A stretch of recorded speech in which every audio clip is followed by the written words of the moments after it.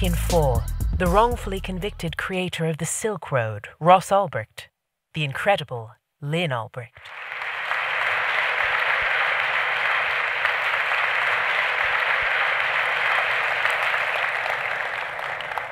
You're going to make me cry before I even start. All right, thank you. 3 years ago, a young man named Lyn Ulbricht was arrested. He was sentenced to life in prison without parole for creating a website. Ross believes passionately in liberty, free markets, and voluntary interaction. No victims came forward at trial to say Ross had hurt them in any way. Yet the government wants to take his life. The jury was not allowed to know that corrupt NSA, Secret Service, and DEA agents had free reign on the site. They stole over $1 million, and it is still undisclosed what else they did. Precedent set with Ross's case will expand government power. It will impact internet freedom and privacy, First and Fourth Amendment protections, and much more. It will impact your future. I have one more. From a historical perspective, I think about Martin Niemöller, who said famously about Adolf Hitler's Germany, you know, first they came for this group and it wasn't me, so I didn't do anything about it. You know, first they came for Ross, and if you don't do something about it, one day they're going to come for you. So this case is about a lot more than Ross and about a lot more than one website. There are very big issues being decided here, as Scott Greenfield said. It's the birth of law for our digital future. Let me get over here, sorry. And precedent is going to be set that is going to affect law. We are in a kind of uncharted waters in the courts. They're trying to figure out how to apply old law to the digital world, and they're struggling with this. And the Silk Road case, is first of its kind, is going to be one of the major cases that decides precedent. And as far as I see it, we're at a tipping point in history here. We can either go towards more government expansion and intrusion, or more freedom, innovation, and right now, a lot is being decided that will determine which way we go. I'm going to cover 4 precedents that are being set here. I could spend hours talking about all of it. The first one, it's very important, is digital evidence. The case for Ross was almost entirely, you know what, I have my wrong slides up. Let me just, I'm like, where are my notes? It's because I opened the other thing, so sorry. Give me a second here. Just want to forget anything. I want to tell you everything. So sorry. Gotta go back. Here we go. Here we go. There's my notes. I knew they were there somewhere. So digital evidence was the main type of evidence that was used in Ross's trial. And it's not solid. It used to be you had to have fingerprints, you had to have witnesses, you had to have maybe DNA. And now, in this case, practically 100% of the evidence were electronic impressions on a screen that the government kept putting up over and over. And the judge told the jury, this is totally reliable. Well, any expert will tell you it is not reliable, that digital evidence is vulnerable to being tampered with, planted, changed, deleted, without a trace. It is totally unreliable. Mortgage companies know this, which is why they don't take a screenshot of a bank statement. But Judge Forrest's court has a lower standard than that for putting somebody away for life. All you really need to produce this evidence is a computer, and if you want to get fancy, Photoshop. And you can, I don't have to tell you guys the implications of that, of being able to create evidence out of thin air, basically. I call it Potemkin evidence, because it's kind of like a Potemkin village. This is named after Prince Potemkin in Russia, who, when Catherine the Great was going by, he put up phony villages, facades, to impress her, but they were really just like a Hollywood set. And digital evidence is like that. It can look very impressive on a big screen, especially to people who don't know about technology, and it looks very real. But there is no way to know if it's authentic, there's no way to know if it's reliable or accurate in any way. And yet the media repeated over and over, they have a mountain of evidence against Ross. I never read one thing, there may be one out there, I didn't read it, that to talk about the vulnerability and the unreliability of digital evidence. They said there was a mountain of evidence. Well, you can have a mountain range if you want, if it's digital. It doesn't have substance. You can create it. So like a hologram. It's very dangerous precedent that's being set. And we found out recently how vulnerable it is. A few months ago, several months ago now, the defense team continued after trial to sift through the huge amount of evidence, discovery evidence that was dumped on the defense before trial. They only had a few months to go through it. There was 6 terabytes of evidence. This is the equivalent of 2.5 billion with a B single-space typewritten pages. And of course, you can't possibly read all that in a short amount of time. And this apparently is typical behavior for the government to do. But after trial, they kept sifting through it and discovered a folder, an obscure folder, and within that folder was discovered a copy of the Silk Road Forum database. Now, images of that database have been used at trial as evidence against Ross. This copy shows that that evidence had been tampered with. A very significant conversation was deleted, and it's in this other file. And what it consisted of was a conversation between DPR and someone named Not Wonderful, who claimed to be a government employee and wanted to sell DPR information about the government's investigation. And they did set up an account, and he was being paid for this. Well, apparently, he or someone did not want this to be known, and they had enough high-level admin access to go in there and delete all these chats. So there you go, completely gone. And if that file had not been copied and had not been discovered, no one would be the wiser. There's no trace with digital evidence. And you know, there's no way to know what else they did. There's no way to know. Now, we do know that there were 2 corrupt agents. We know because they admitted it. They're in prison now. They stole over $1 million. They had high-level computer abilities. Sean Bridges was working for the NSA at the time. And they had what one journalist called the keys to the kingdom. They could commandeer accounts. They could operate as anyone, including DPR. They had many aliases.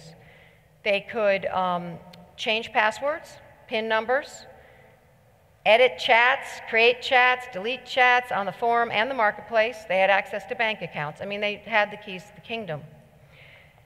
And now it looks like there's another corrupt agent, this one that went in and deleted. This alias was not associated with these 2 guys, and he's a very different personality, and it looks like it's yet another corrupt agent. And I would just like to right now put it out there that if anyone knows about any corruption on this case or in this investigation, to please contact me, because I'm positive there's more. And I said that before we discovered that folder. And I'm like, I knew it. I knew there was more. We also, in that folder, there was evidence, clear evidence, that someone using the DPR account accessed the Silk Road Forum on November 18th, almost 7 weeks after Ross was arrested. So who was that? It was someone acting as DPR. There's no way to know how many times, when they originally accessed the account, because the record only shows the last login. Could have been years. We don't know how many people. It's, you know, We just know someone did it. I mean, we don't know how many DPRs there were. The government story is, well, Ross is the one and only evil DPR running this multi-bazillion-dollar empire from a laptop in a cafe. And no one else was involved. He's the man. And that's a typical classic 20th century model. You know, you get your guy. You get your trophy. It's obvious that there was another DPR. And Ross's lawyer told me a long time ago, because we only know the tip of the iceberg when it comes to this corruption. And now we have another big chunk of the iceberg revealed. And again, it begs the question, how much more is there? How can we rely on any of it now? And, you know, because digital evidence can so easily be changed, tampered with, deleted without a trace. And it would have been deleted without a trace if that folder hadn't been discovered. So it's a travesty of justice that anyone, my son or anyone else, would be convicted and put in a cage based on something this flimsy, this vulnerable, and it puts us all in peril. This can be produced and manufactured with a computer and Photoshop. The defense tried to explain some of this to the jury at the time, that the vulnerability of digital evidence, questions about the laptop investigation, which were lots of questions about how they handled that, the security of open ports, how timestamps can be changed, because lots of very suspicious timestamps in the evidence, and why complex technology behind hidden websites makes it practically impossible to prove anything. He was not permitted to take the stand. The judge said one of her reasons was, well, this case doesn't require special technical knowledge. We don't want to waste our time with that. And she led the jury to believe it was all good, and they could just take as gospel what was up on that screen. So basically, a mortgage company has a higher standard than Catherine Forrest, a federal judge. Another very important precedent, transferred intent, which is basically making one person responsible for the actions of another, in this case a website host, responsible for what people do on their site. It's not working. We see the raids on the internet, and it's not just Ross, it's like Kim.com, where they're coming after people who have websites, and they say, well, because somebody did something on your website that we think is criminal, now we're going to come after you. We're going to take down your business without any authorization. We're going to put you in jail for multiple lifetime sentences. It's absolutely amazing what I've seen in this case against Ross. And people need to understand your life is on the line as well. It's not just Ross's life that's being destroyed. They will come after you. I'm interested because the reasons that they put him in prison could happen, the same thing could happen to any of us. The precedent's set with the ways that they put him in prison, like transferred intent, like I'm responsible all of a sudden for somebody else's actions. That's pretty dangerous. That could happen to any of us. So just to be clear, the government did not charge Ross for actually committing the crimes that they said happened on Silk Road. They charged him with hosting a website where other people committed these crimes. He was not charged with actually selling drugs, hacking into computer, laundering money, or any of that. It was the platform, not the product, that he was charged with. And, you know, that since he operated the site, they said that he was in a conspiracy with the vendors and buyers, that he was their partner. And when you think about it, this is extraordinarily expansive. This is the first time that an ISP or a browser or a search engine has ever been criminally charged for hosting activity on its site that, that allows, or even some of them promoted, illegal activity. So, for example, I have not seen Jeff Bezos hauled into court over Amazon selling illegal prescription drugs or cyanide to a girl that killed herself with it. I haven't seen Google being accused of terrorism because of jihadist activity on Google, or Craig Newmark being held responsible for murders, prostitution, and other things on Craigslist. eBay, I have not heard has been indicted for stolen property or counterfeit property on eBay.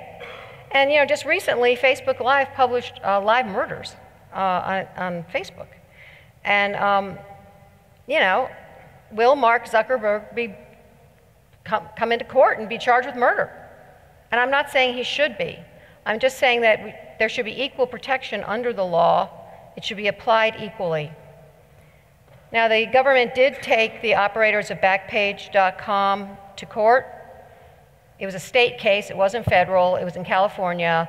And the judge said that he exonerated them.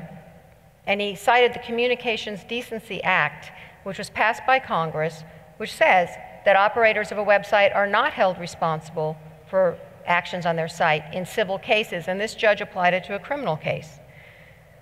Now, Backpage was called the world's top online brothel and accused of sex trafficking, including of children. There's fairly serious allegations there. But the judge said that he thought it was more important to protect freedom of speech on the internet by protecting them from liability, and saw the bigger issue. And here's Ross, who was never accused of abusing or exploiting anyone, especially children. I mean, I don't know if you know, but there was no child porn or certainly not trafficking on Silk Road. It was not allowed by DPR. And yet he's denied this protection. In fact, they're using it to give him a double life sentence plus 40 years. And I know there's unsavory and even evil things on the internet. I consider child sex trafficking evil. But transferred intent is a very dangerous, slippery slope that expands the criminal umbrella tremendously and gives the government the opportunity to make many more of us criminals and put many more of us in prison. And they're not just looking at websites. FedEx was recently criminally indicted for drug trafficking and money laundering under the same theory of transferred intent because people used it to send illegal pharmaceuticals by FedEx. And FedEx won the case. They backed off because FedEx has very deep pockets and they were fighting it. I haven't heard that they're going after the US Postal Service, by the way. So, another very, very important issue that needs to be addressed here is our Bill of Rights, which is under attack, and the First Amendment being one of them. Very important. It's our fundamental right? Freedom of speech, freedom of thought. And this judge, Judge Catherine Forrest, partially justified her barbaric sentence by citing the Silk Road's libertarian philosophy. And so basically, what exactly was the philosophy? We'll see. No sound? And that's how almost everybody deals with everybody else in every day and every moment of their life, with one giant glaring exception, and that's the state. I think this is the core of what people like Judge Forrest found to be dangerous. She mentioned the philosophy more than one time during sentencing. And she said, I don't think you've left this philosophy behind, implying that, gosh, you might still support voluntary interactions and peaceful existence. And what Roger said before you couldn't hear was he saying that he believes in voluntary interaction and that's how everybody interacts with each other, with one glaring exception, and that's the state. And this is the philosophy. Voluntary interaction is what she feared and was so hostile toward. She even said, and this is right out of the trial transcript, it's notable that the reasons you started Silk Road were philosophical. Not to be a drug kingpin, not to make a ton of money with a drug empire, philosophical. She knows that. And I don't know that it's a philosophy left behind. Basically saying, it's such a dangerous philosophy that I have to bury you alive until you die so that you can't get out in the world and spread this terrifying philosophy of voluntary interaction, free markets. She cited quotes from the site, not saying that Ross even wrote them, but they were on the site, saying that the laws were the oppressor and that she found that deeply troubling, terribly misguided, and very dangerous. This woman took an oath to uphold the First Amendment, and I think she's the one that's troubling and very dangerous.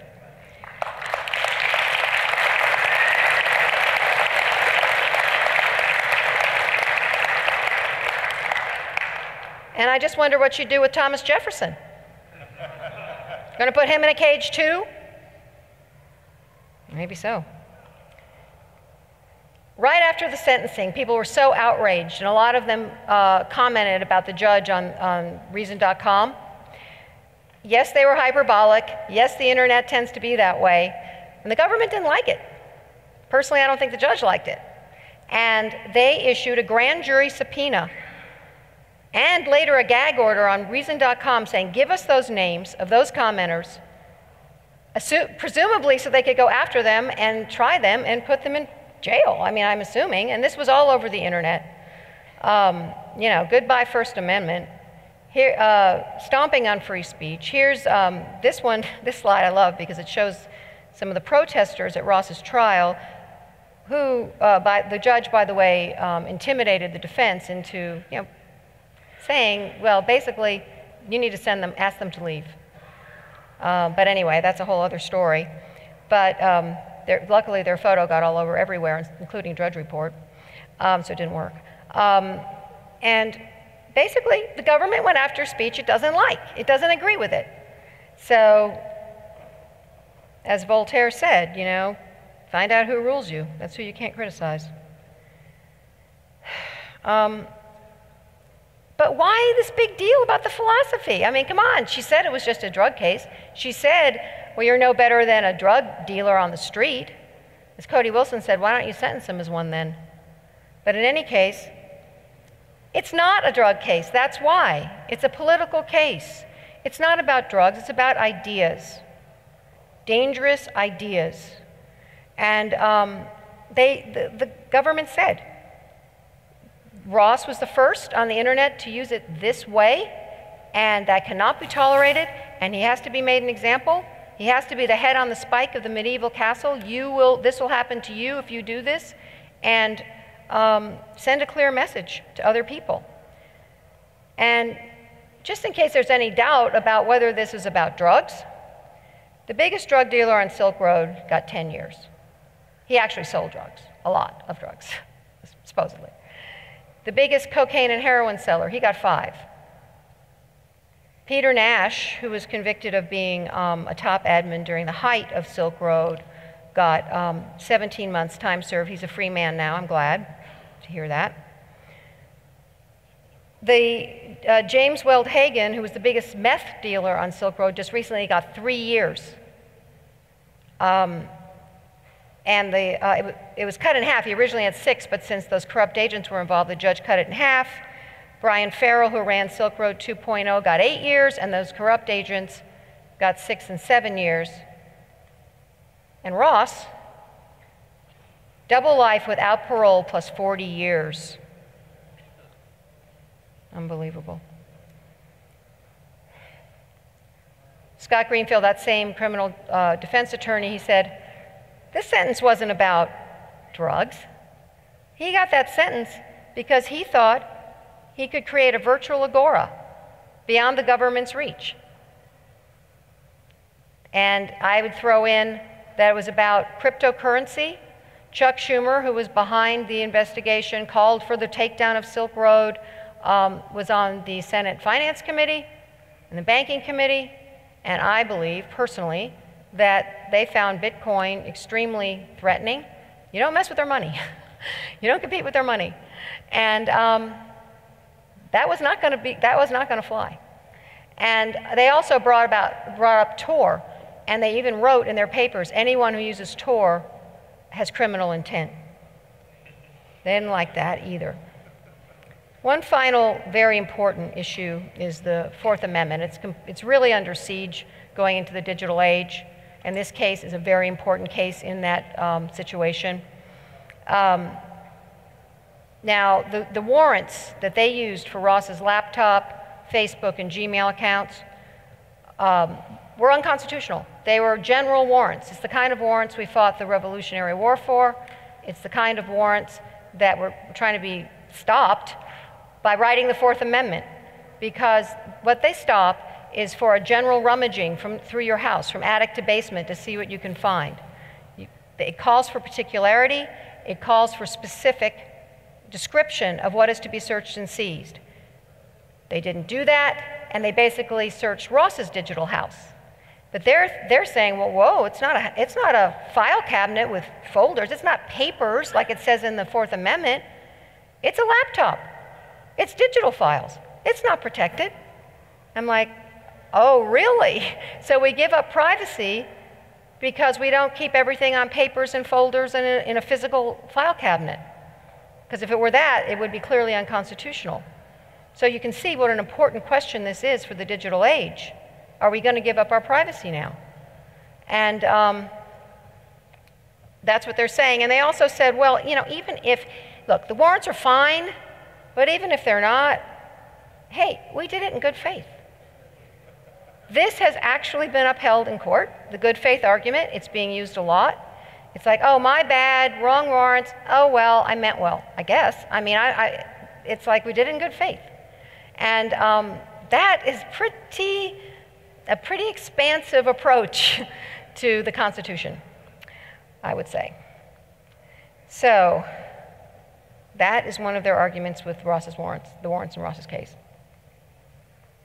So I was very privileged to go to Eastern Europe a year ago, October, and speak in Prague and in Poland, and met wonderful people there. I think some of them were here this weekend.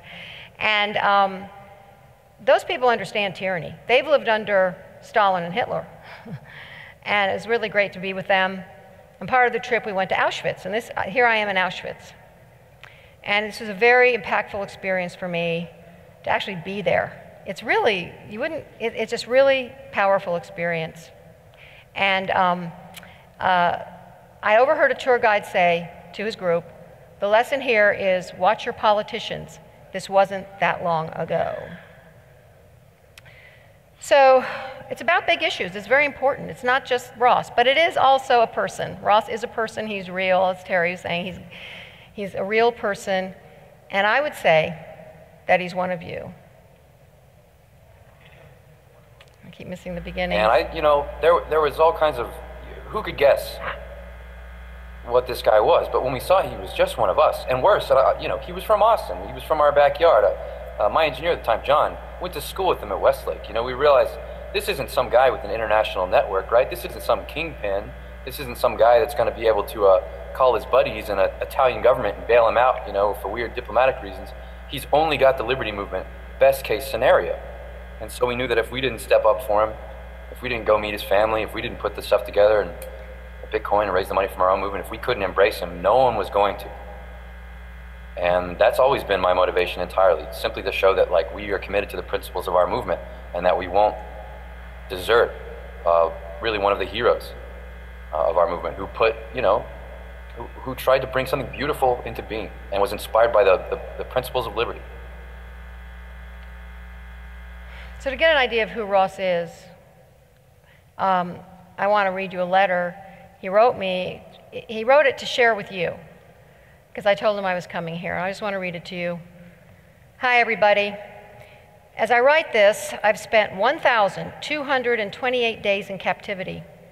I don't count the days, but I added them up just now for you, to give you a little perspective. I've been through a lot in those days, and it hasn't always been pretty. But I've come to a place now where I hope I can offer up some wisdom, and that, by imparting it to you, some meaning will be given to my journey thus far. My message to you today is not new, but it's one that bears repeating because we are ever in need of encouragement when we struggle, not knowing if our efforts will yield fruit. The message is this: you are stronger than you think. There is a part of each of us that no one can touch and nothing can break. Everything the government has thrown at me, no matter how devastating at first, I've been able to adapt to, whether it's solitary confinement, a life sentence, or the interminable pettiness of prison life. I found a way to make the most of it. Instead of crumbling under the pressure, it has refined me into a better person, someone who can better understand the struggles of others and has what feels like an unshakable core. You are stronger than you think. Whatever obstacles you face or burdens you carry, you're bigger than them, if only because they are material and temporal. The part of you they can't destroy, your spirit, your will, is beyond that and will always be there to rise and fight another day. Do not shy, therefore, from adversity, but welcome it when it befalls you as an opportunity to grow stronger. Seek challenges beyond your capabilities so that you may test your limits and push them ever further out. Draw inspiration from me if you feel weak or defeated or hopeless or alone. Find encouragement in the fact that even when I've been through what I've been through would not break you, and it would even bring out the best in you. As I often said to my former cellmate, we got this. Whatever comes, we'll rise to meet it together and come through the other side better for it.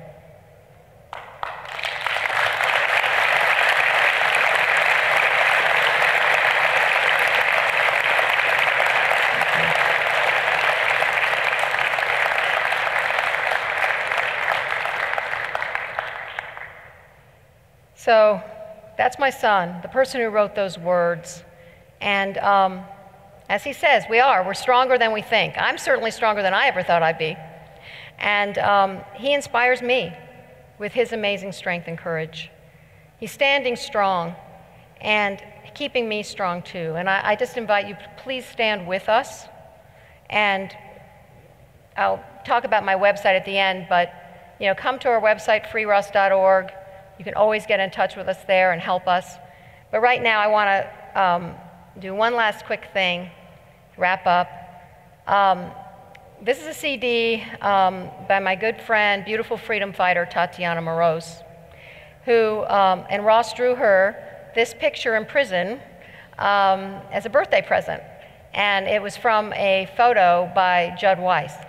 And it's the cover of her new CD. And there's a song that she wrote for Ross on it, and I want to play that for you, a segment of it for you real quick. There was a man who did the unspoken. He looked for freedom from the violence. No one is perfect when there's new ground broken. A mess is made and someone gets blamed. He had a dream of harmony as you wish to live out your own. We cannot stand for this, cannot have you fall along the Silk Road. Tatiana.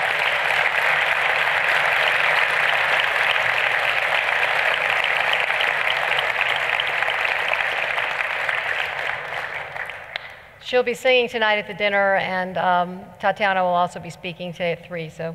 But again, please go to our website. There's so many ways you can help. We're only one family, and we're small with some friends, and the government's very, very big. And it needs to be grassroots, because it's really about all of us. And of course you can donate. We need money always. It's ridiculously expensive to fight the federal government. There's a tax-deductible option. If you buy on Amazon through our web homepage, there's a button, we get a little back. We have t-shirts here and in our store, along with lots of other cool stuff. There's an art game based on more art of Ross's. You can play for $1 and help reveal the art. Also, it's not just about money, it's volunteering.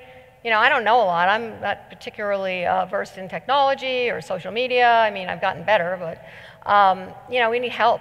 It's a big effort, and we really want to make it about bigger issues and make more widespread. So if you want to be on Team Ross, just go to the website and contact me. Very easy on the contact page. And again, for Ross, but for all of us, thank you so much for being with us. Thank you.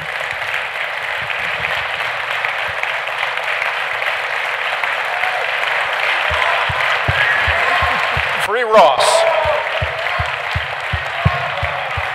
Free Ross. Free Ross. Free Ross.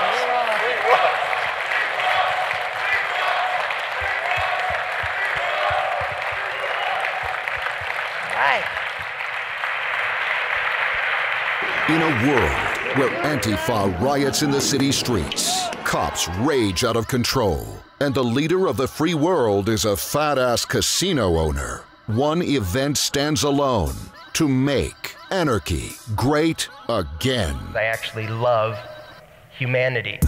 That is why I'm an anarchist. Backwards in the building like we the ceiling, we illin'. No matter who find it appealing, I'm here and I got a feeling that we'll be dealing a lot of pain with a penicillin get drilled in your head. That we are monsters and yeah, we come from the slums and for months we've been pumped, but for once I am now comfortable. I want to grow, I want some more success, and I want to know that greatness can't be rushed, can't be lost, so face the bus. Feel free to hate on us, we lace them up. Dudes, we done paid them up. Keep snakes away from us and safe from us, you might wanna be. Remember when clowns used to make fun of me and that they wanna be me, see me and they run at me. I'm gonna be the greatest, yeah I wanna be, but I am not the one to be the fakest for the sake of being played. I'm here, like I never left, said to hell. Nah, cause I can't just fail, so just prepare your ears, it'll get for real. Okay, from here, we will never take the cell, it's grind time. My mind and my thoughts, my highs and my faults, my wins and my loss. When will I fall off? It's a chance for me, you are now listening to Veracity. Yeah. Fuck the media, fuck the banks, fuck drone strikes, fuck tanks, fuck hunger, fuck war, fuck ignoring of the poor, fuck the left, fuck the right, fuck the government. Thank you, thank you, thank you, thank you.